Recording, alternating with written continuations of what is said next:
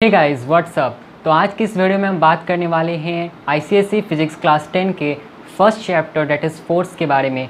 आज की इस वीडियो में मैं 4 टॉपिक्स को कवर करने वाला हूं, इसलिए वीडियो को एंड तक देखते रहें। अगर आपके कोई भी डाउट्स है तो मुझे ईमेल के थ्रू कांटेक्ट कर सकते हैं। और आप इस चैप्टर के नोट्स देखना जानना चाहते हैं तो मेरे ब्लॉग purescience25.blogspot.com को विज़िट करें। तो चलिए वीडियो को स्टार्ट करते हैं। वीडियो को स्टार्ट करने से पहले अपने भाई का नाम जान लीजिए। मेरा नाम है उज्जवल कुमार और आप देख रहे हैं educational channel study with Ujjwal. Let's start.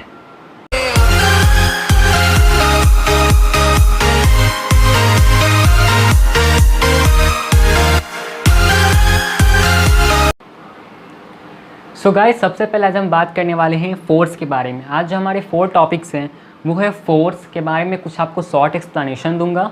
Second है आपके ट्रांसलेटरी एंड रोटेटरी मोशन के बारे में। थर्ड है आपका मोमेंट ऑफ फोर्स, इसमें टॉर्क के बारे में।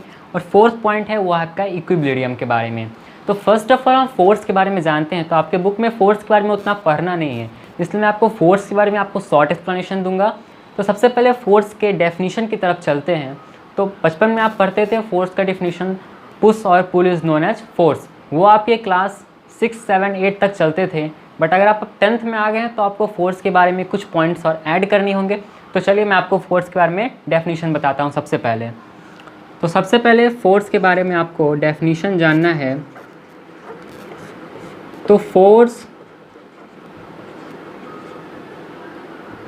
इज अ पुश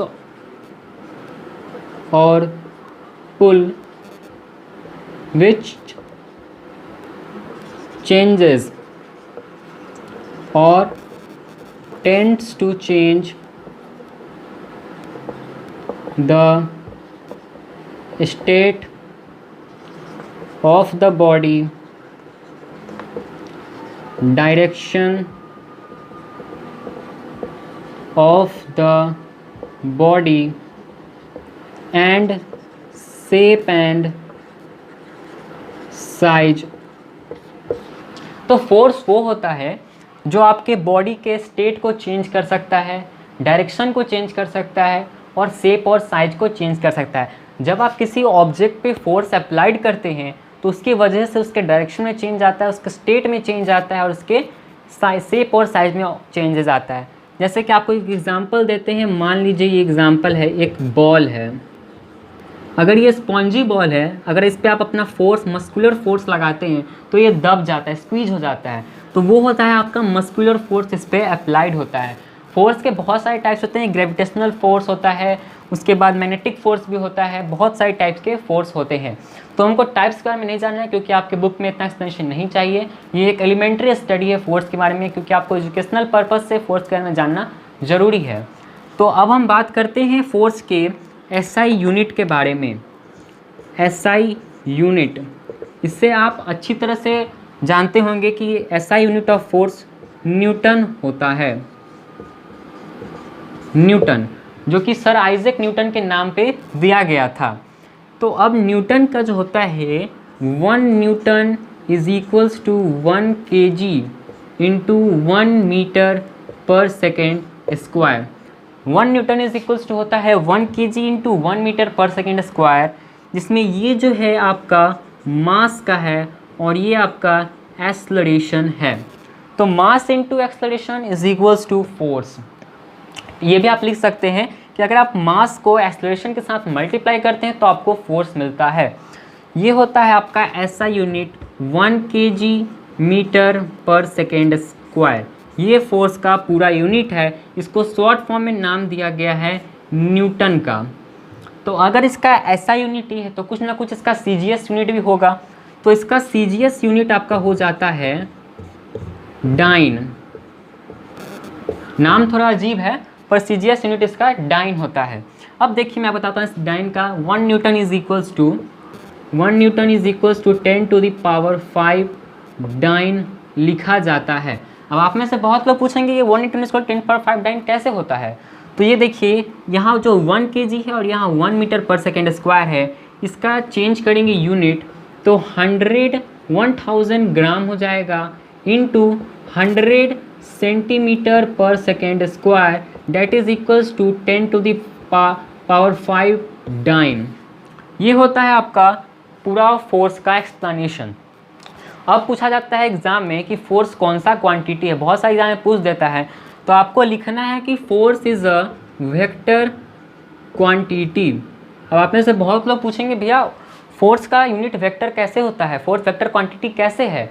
तो अब मैंने अभी बताया कि वेक्टर क्वांटिटी किसको कहते हैं, जिसका मैग्नीट्यूड और डायरेक्शन दोनों होता है उसको वेक्टर क्वांटिटी कहते हैं। तो यहाँ पे मैंने आपको डिफाइन में बताया है कि फोर्स के पास डायरेक्शन भी है और इसका मैग्नीट्यूड भी होता है। अगर आप किसी कार को चलते मतलब कि किसी बॉल को अगर आप पुश करते हैं तो हो सकता है इसका डायरेक्शन चेंज हो जाए, इसलिए फोर्स को हम लोग वेक्टर क्वांटिटी कहते हैं, बिकॉज फोर्स है both magnitude as well as direction. तो ये आपका फर्स्ट टॉपिक क्लियर हो गया। अगर आपको इससे रिलेटेड कोई भी डाउट होगा तो आप मुझे कमेंट में बताइएगा, मैं आपको जल्द से जल्द इसका रिप्लाई कर दूंगा।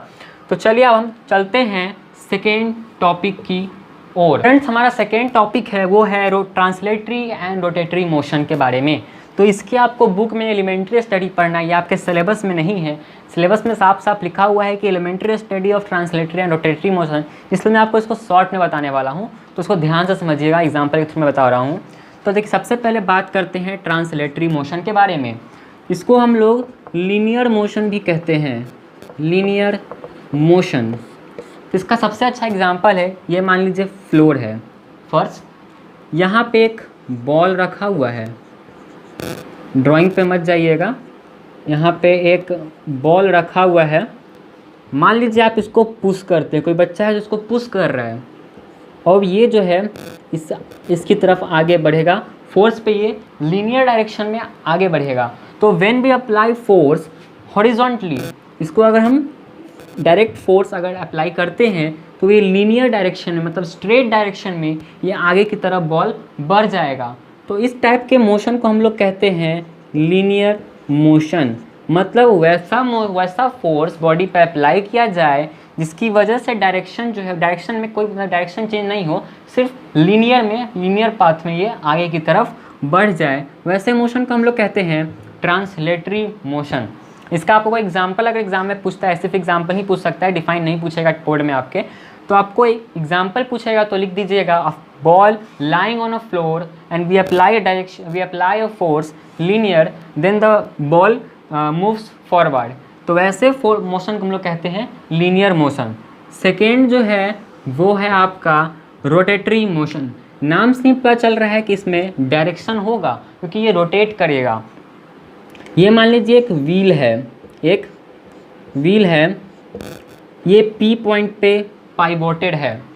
अब आप इसके तरफ अगर कोई साइकिल का व्हील आप देखते होंगे रोटेट करता है ऐसे ऐसे, वो भी एक तरह का रोटेटरी मोशन ही है।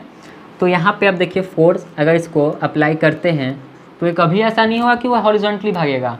जब भी आप व्हील अगर ऐसे रखा हुआ है, मान लीजिए ये व्हील है, आप इसको ऐसे ऐसे फोर्स अगर मारते हैं तो ये round round round round rotate करेगा। तो इसी को हम लोग कहते हैं रोटेटरी मोशन। यहाँ पे बॉडी का रोटेशन होता है और रोटेटरी मोशन में डायरेक्शन भी होता है, इसलिए रोटेटरी मोशन का आपको एग्जाम्पल पूछा जाएगा तो आप लिख दीजिएगा wheel, turning wheel of cycle, वो भी आप एग्जाम्पल में लिख सकते हैं। तो ये इसका शॉर्ट एक्सप्लेनेशन था, आपको एग्जाम में उसका इतना नहीं पूछेगा। मेन जो है वो आपका है moment of force, torque. Torque is quite important for your board examination as well as your centre of examination. So आपको मोमेंट ऑफ फोर्स के बारे में डिटेल में जानना होगा। तो चलिए अब third topic moment of force की तरफ बढ़ते हैं। तो फ्रेंड्स जो हमारा थर्ड टॉपिक है वो है मोमेंट ऑफ फोर्स के बारे में, torque. It is quite very important for your board examination as well as your centre examination and for your upcoming examinations also. तो आज हम अब बात करेंगे मोमेंट ऑफ फोर्स के बारे में। इसको हम लोग टॉर्क के नाम से भी जानते हैं। तो चलिए इसको एक एग्जाम्पल के थ्रू अच्छी तरह से समझते हैं। तो इसका एग्जाम्पल के लिए सबसे बेस्ट एग्जाम्पल जो मैंने भी पढ़ा है आपको भी बता रहा हूँ कि वो है डोर, आपका डोर। तो ये बन गया डोर, इसको हम लोग कहते हैं फिक्स्ड एक्सिस। आप लोग दरवाज़ा देखे ही होंगे तो उसका एक फिक्स्ड एक्सिस होता है, फिक्स्ड एक्सिस ये हो गया। ये हम लोग कहते हैं लाइन ऑफ एक्शन, इसको हम लोग कहते हैं लाइन ऑफ एक्शन। देखिए फोर्स जब भी अप्लाइड होता है, अगर कन्वीनियंट फोर्स अप्लाइड करना है कि ये दरवाज़ा खुलने के लिए आप फोर्स कहाँ लगाते हैं, यही लाइन ऑफ एक्शन पे ही फोर्स लगाते हैं।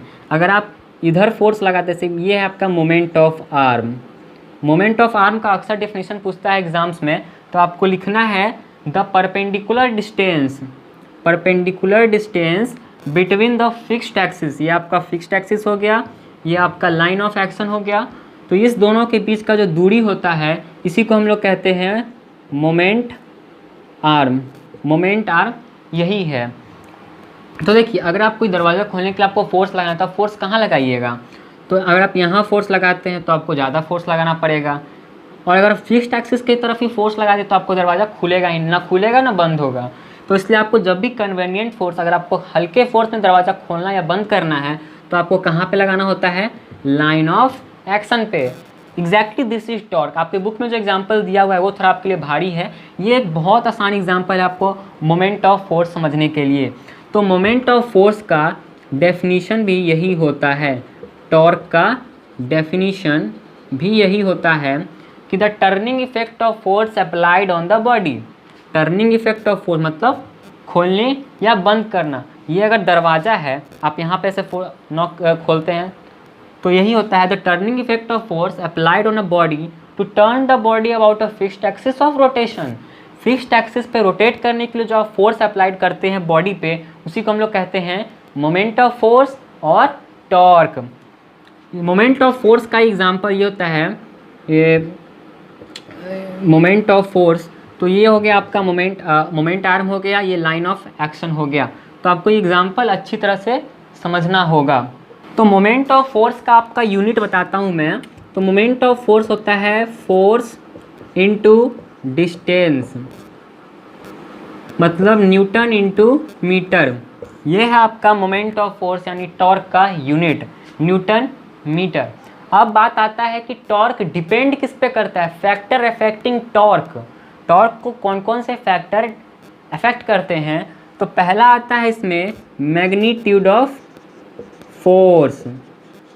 मैग्नीट्यूड ऑफ फोर्स, आप इस बॉडी पे कितना फोर्स लगा रहे हैं उस पर डिपेंड करता है।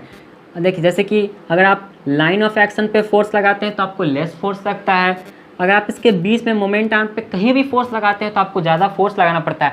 आप कभी एक्सपेरिमेंटली करके देखिएगा, अपने डोर को खोलने के लिए आप उसके लाइन ऑफ एक्शन यानी उसके जो होता है वो स्ट्रेट पाइए लाइन, इस यहाँ पे फोर्स लगाइएगा, या आप मोमेंट ऑफ आर्म पे फोर्स लगाइएगा, मोमेंट आर्म पे फोर्स लगाइएगा, कहाँ पे ज़्यादा फोर्स लगाता है। आप मुझे ये बात प्रैक्टिकली करके कमेंट करके ज़रूर बताइएगा कि आप एक्सपेरिमेंट किए या नहीं किए। तो अब इसका सेकेंड फैक्टर जो होता है वो होता है क्या? Moment arm. Second factor is moment arm. Moment arm, perpendicular distance between fixed axis to line of action. इसके आप डिफाइन के लिए मेरे ब्लॉग purescience25.blogspot.com को विजिट कर सकते हैं। तो चलिए, अगर आपको इसमें कोई भी डाउट होगा, इस पूरे टॉपिक में कोई भी डाउट होगा, तो आप एक बार बुक भी पढ़िए थॉरोली, फिर वीडियोस भी देखिए मेरे, और उसके बाद अगर आपको तब भी समझ में नहीं आता है कुछ, तो आप मुझे या तो कमेंट करें या फिर ईमेल के थ्रू कांटेक्ट करें। ठीक, तो अब हम चलते हैं अपने लास्ट आज के टॉपिक इक्विलिब्रियम की तरफ। तो चलिए अब चौथे टॉपिक को स्टार्ट करते हैं। तो फ्रेंड्स, हमारा जो लास्ट पॉइंट है और लास्ट टॉपिक है वो है इक्विलिब्रियम। तो देखिए, आपके बुक में इससे पहले आपको कपल के बारे में पढ़ाया गया है, मोमेंट ऑफ कपल के बारे में पढ़ाया गया है, पर अकॉर्डिंग टू मी अगर आप इक्विलिब्रियम समझ जाते हैं अच्छे से तो आपको कपल समझ में आ जाएगा। अगर आप पहले कपल पढ़ते हैं फिर इक्विलिब्रियम पढ़ते हैं तो आपको शायद समझ में थोड़े डिफ़िकल्टीज आए, इसलिए पहले मैं आपको इक्विलिब्रियम पढ़ा रहा हूँ, आपको पार्ट 2 में मैं उसके बारे में ही बता दूंगा। तो अब सबसे पहले जानते हैं इक्विलिब्रियम के बारे में होता क्या है। नाम से ही पता चल रहा है बैलेंस्ड, आपको केमिस्ट्री में भी पढ़ना था इसके बारे में, पर इसको बैलेंस में हम कह सकते हैं, बैलेंस्ड पोजीशन में जो रहता है। देखिए, तो सबसे पहले इसका डिफाइन हम जानते हैं। तो डिफाइन होता है when the resultant of all the force acting on body is 0। जब कोई ऑब्जेक्ट पे नंबर ऑफ फोर्स एक्ट करता है फिर भी वो बॉडी ऑब्जेक्ट का न स्टेट चेंज होता है, वो रेस्ट में है तो रेस्ट में ही रहता है, उस कंडीशन में माना जाता है कि वो जो ऑब्जेक्ट है वो इक्विलिब्रियम कंडीशन में है। इसका सबसे अच्छा एग्जांपल है सूटकेस। ये हो गया आपका सूटकेस। इस पर आप कहीं से भी फोर्स एक्ट कीजिए, नंबर ऑफ फोर्स इस पर बहुत सारा फोर्स एक्ट करने के बावजूद अगर आप ये ऑब्जेक्ट जो होता है वो अपने पोजीशन पे स्टिल रेस्ट में रहता है, तो उस कंडीशन में माना जाता है कि ऑब्जेक्ट जो है वो इक्विलिब्रियम कंडीशन में आ चुका है। ये हो जाता है इक्विलिब्रियम कंडीशन। तो इसका क्या डिफाइन होगा? When the number of force act on the body, then the resultant of all the force acting on the body is zero, then the body is said to be in equilibrium condition. इसके दो types होते हैं। सबसे पहला इसका होता है static equilibrium, यही होता है बैलेंस्ड इक्विलिब्रियम। सेकेंड होता है डायनामिक इक्विलिब्रियम। स्टैटिक में क्या होता है, जैसे ये सूटकेस है, एक फोर्स इधर से लग रहा है, जैसे एक आदमी इधर से फोर्स लगा रहा है, उसको धक्का दे रहा है, एक आदमी इधर से धक्का दे रहा है, तो क्या ये बॉडी हिलेगा? नहीं हिलेगा। जैसे ये फ्लोर पे है, मान लीजिए आप एक आदमी इधर से इसको पुश किए जा रहा है, एक आदमी इधर से पुश किए जा रहा है, दोनों का फोर्स सेम है, सेम फोर्स, याद रखिएगा सेम फोर्स। अगर मान लीजिए इसका 30 न्यूटन इस पर ये अगर फोर्स लगा रहा है, ये अगर 20 न्यूटन ही लगा रहा है, तो 30 न्यूटन वाला फोर्स जीत जाएगा और ये बॉडी इस डायरेक्शन में आगे की तरफ बढ़ जाएगा, बिकॉज इसका फोर्स ज़्यादा है। ये ताकतवर इंसान है, ये कमज़ोर है, तो ये अगर फोर्स लगाता है तो ये बॉडी आगे की तरफ बढ़ जाएगा। लेकिन अगर मान लीजिए दोनों ही 20 न्यूटन फोर्स लगा रहा है, ये भी 20 न्यूटन ताकत लगा रहा है, ये भी 20 न्यूटन ताकत लगा रहा है, तो ये बॉडी स्टिल अपने पोजीशन पे रिमेन इन रेस्ट रह जाएगा। सेकेंड आता है डायनामिक फोर्स, यही होता है ये जब इस पर बहुत सारे फोर्स ऑब्जेक्ट पे एक्ट करते हैं। मान लीजिए ग्रेविटेशनल फोर्स भी लग रहा है, फोर्स ऑफ योर पुश भी लग रहा है, अर्थ भी अपना फोर्स लगा रहा है, इधर से भी एक फोर्स लग रहा है, तो ये बॉडी क्या करेगा? रिमेन इन रेस्ट रह जाएगा। अगर ये रिजिड बॉडी नहीं होगा तो अपना शेप चेंज कर लेगा, स्क्वीज हो जाएगा। मान लीजिए स्पॉन्ज है तो ये स्क्वीज कर जाएगा, ज़्यादा ज़्यादा कुछ नहीं होगा, पर ये अपने जगह से वो हिलेगा नहीं। तो इसी को कहते हैं हम लोग डायनामिक इक्विलिब्रियम। इक्विलिब्रियम में आपको इतना ही जानना था। और एक होता है कंडीशंस। इक्विलिब्रियम के दो कंडीशंस होते हैं। पहला कंडीशन यही होता है resultant of all the force, resultant of all the force, all force is zero.